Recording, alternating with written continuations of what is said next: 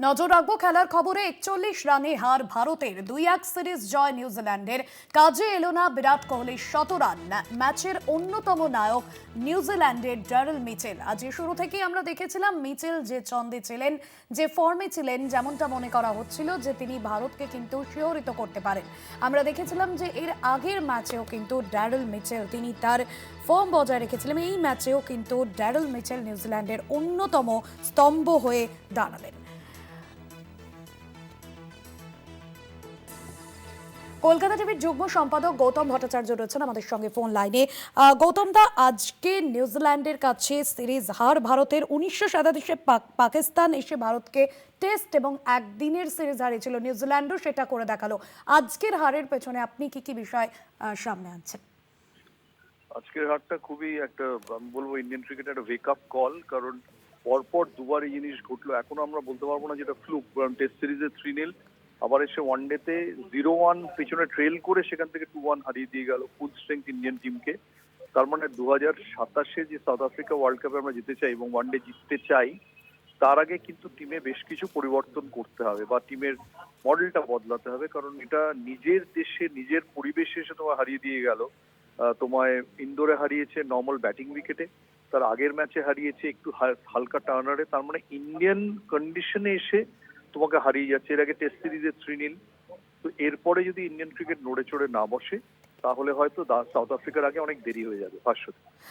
একদমই গৌতম দা, এবং সে জায়গায় আপনার কাছে একটা শেষ প্রশ্ন থাকবে যে আপনার কি মনে হয় বুমরা না থাকলে কোথাও কি দলটার বোলিংয়ে কোথাও কি আত্মবিশ্বাসকে হারিয়ে যাচ্ছে?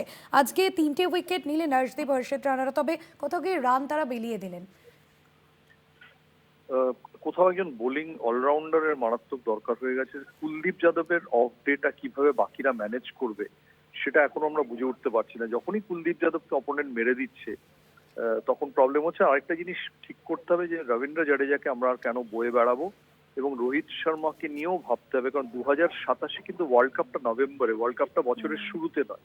কাজে এই ফর্মটা বয়স্কদের থাকবে সেটা ভাবাটা কঠিন হবে। Virat Kohli of course is an exception. তো বিরাট কোহলিকে রেখে বাকি বয়স্কদের ব্যাপারে আমরা কি করব সেটাও কিন্তু একটু ভাবা উচিত। অর্থাৎ এবার কিন্তু হার্ড ওয়েক আপ কলটা নিতে হবে যে আমার রিয়েলিস্টিক ও আয়নার সামনে দাঁড়াতে হবে। আমার এখন রেপুটেশন দেখলে হবে না, আয়নাটা দেখতে হবে। ধন্যবাদ জানাবো আপনাকে গৌতম দা।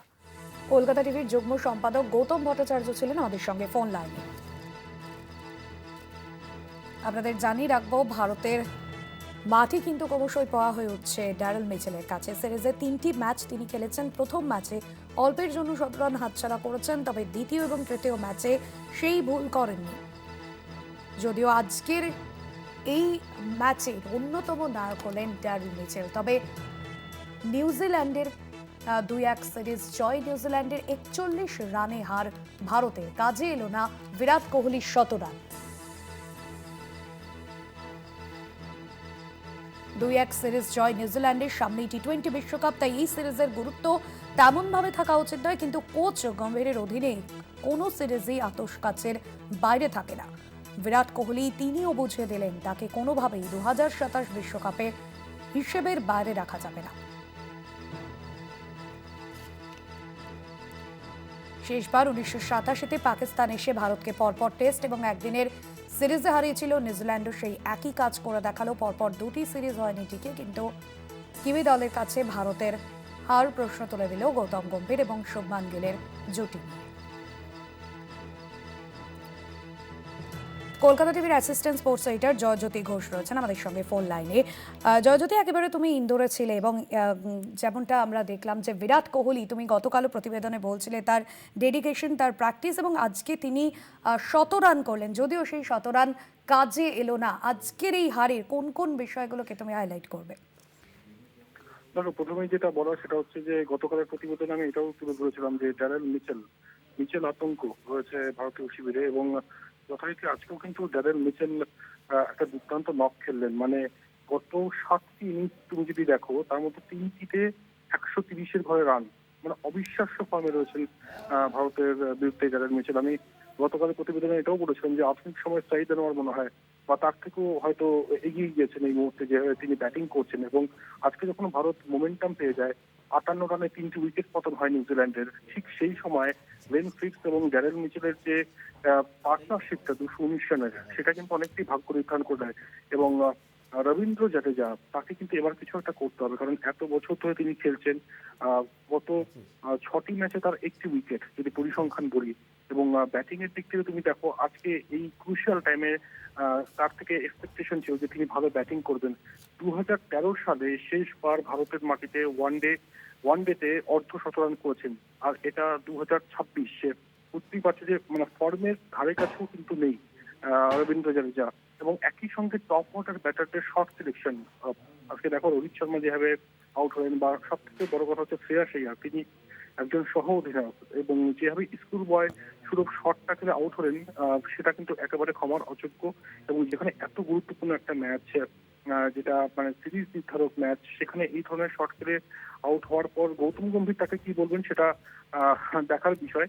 তবে এই মুহূর্তে এটাই বলবো যে এই ম্যাচের থেকে প্রাপ্তি বলতে গেলে বিরাট কোহলির 100 রান, ডেডিকেশন কোন লেভেলে কোন পর্যায়ে রাখতে হয় সেটা গতকাল থেকে কিন্তু আমরা বারবার বলছিলাম বিরাট কোহলিকে নিয়ে। এবং আজকে শেষ পর্যন্ত থাকলেন প্রায় 124 রান। মানে দুঃখের বিষয় এটাই যে তার 17 রানটা কাজে এলো না। এবং একই সঙ্গে আরো একটা নায়ক, মানে ব্যাট হাতে অন্য এক নায়কের জন্য জন্ম দিল আজকে ইন্দোর, তার নাম হর্ষিত রানা।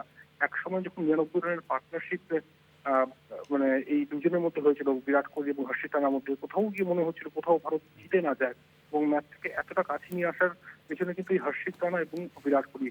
অবশ্যই নীতিশ রেড্ডির কথাও বলতে হবে। নীতিশ রেড্ডিকে নিয়ে গত ম্যাচে রায়ান টেন দুশাখাতে যিনি অ্যাসিস্ট্যান্ট কোচ, তিনি কিন্তু একটা কথা বলেছেন যে অপরচুনিটি বারবার মিস করলে কিন্তু অপরচুনিটি আসবে না। আজকে এই অপরচুনিটিটা তিনি কাজে লাগিয়েছেন, তবে আরো ক্যাপিটালাইজ করতে পারতেন। তবে যাই হোক, অবশেষে ভারতের হার, কিন্তু প্রাপ্তি বলতে গেলে এই 3টি। হর্ষিত রানার এই জয়জ্যোতি, সেক্ষেত্রে ভারতের বিরাট বোলিংয়েও কি কোনো রকম কোনো শৃঙ্খলার অভাব ছিল আজকের ম্যাচে? দেখো, এটা এমনিতে ব্যাটিং ট্র্যাক, এবং এখানে যে রান হবে, গতকাল আমরাও বলেছি আমাদের প্রতিবেদনে যে 300-র উপরে রান মানে ধরে রাখতে হবে, কারণ একদম ফ্ল্যাট ব্রেক। এবং তারপরে এই রানটাই মানে এই ইন্দোরে তুমি যদি ফার্স্ট ইনিংসের অ্যাভারেজ স্কোর বলো তাহলে 320, তাহলে বুঝতেই পারছো 337 আহামরি কিন্তু বিরাট কিছু স্কোর নয়, মানে আধুনিক ক্রিকেটে যদি বলি। তাই রানটা এরকম হওয়ারই ছিল, তবে আরো ডিসিপ্লিন বোলিং করলে করতে পারতো ভারতীয় বোলাররা। কিন্তু ওই যে একটা কথাই বলবো যে কিছু কিছু ভারতীয় বোলারদের মধ্যে ল্যাক অফ অ্যাপ্লিকেশন রয়েছে। এবং আজকে ভালো দিক এটাই যে আর্শদীপ সিং, এটাও কিন্তু আমাদের গতকালের এক্সক্লুসিভ ছিল যে আর্শদীপ সিং ফিরতে চলেছেন। যেখানে প্রসিদ্ধ কৃষ্ণা ধারাবাহিকতা একেবারেই নেই, আজকে আর্শদীপ সিং ফিরেছেন এবং উইকেটও নিয়েছেন। তবে কিছু কিছু বোলার এক্সপেন্সিভ হয়ে গিয়েছে, এবং যার ফলে রানটা এতটা হয়ে গেছে। আরো হতে পারতো যদি গ্লেন ফিলিপস এবং ড্যারেল মিচেল থাকতেন। তবে ওই একটা কথাই বলবো যে শেষে যে জিতবে সেই মানে শেষ হাসিটা হাসবে। আজকে নিউজিল্যান্ডের দিন, নিউজিল্যান্ডের রাত, এবং শেষ হাসিটা কিন্তু আজকে নিউজিল্যান্ডের ক্রিকেটারই হাসি। একদমই, ধন্যবাদ জানাবো তোমাকে।